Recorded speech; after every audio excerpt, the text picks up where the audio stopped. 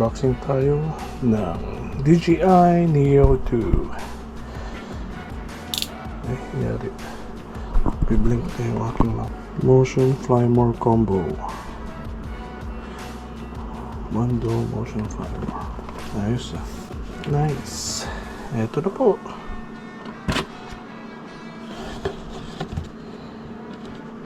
Okay.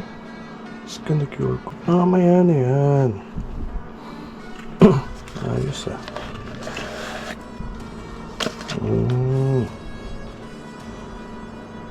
Magaan lang siya. Ano ba tinatanggal to? Bakit? Yun! Ito yung transmitter niya. Oh, ito yung ano, sensor niya sa baba. And then display, LiDAR. Ano pa? Meron din siyang sensor sa taas. Sideways, meron pa. Wala ko ba ito? A62. Budol to.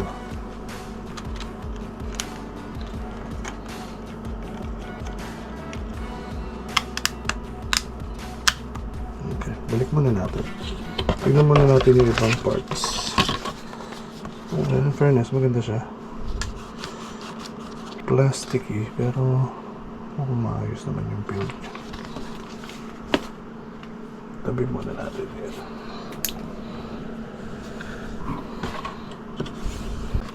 Ano to?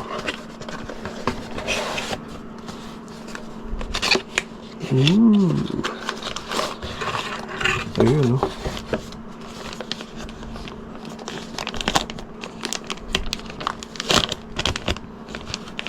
Ayun pala yung controller niya.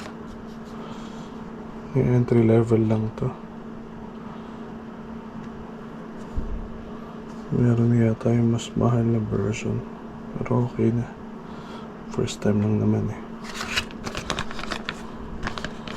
Tsaka napag na-addict. Kung ma-addict. Tabi muna natin yan dyan. Tabi muna natin.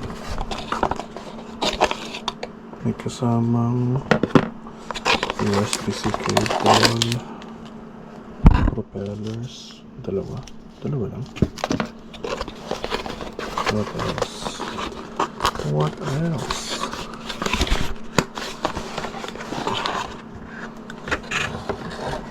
Ano yan? Sticker. Okay, charging dock. Oh, may kasama ng dalawang extra. Nice. Alright.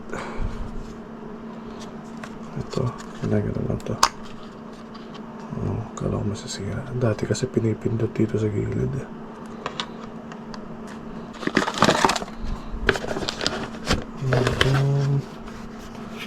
Laki naman itong goggles. Ito po pala yung pinakamabigat. Mabigat nga. Mabigat.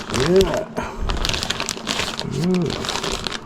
Lens protector, reusable. Ayos. Nice. Parang ano. Ito. Parang akong superhero nito. Ayos.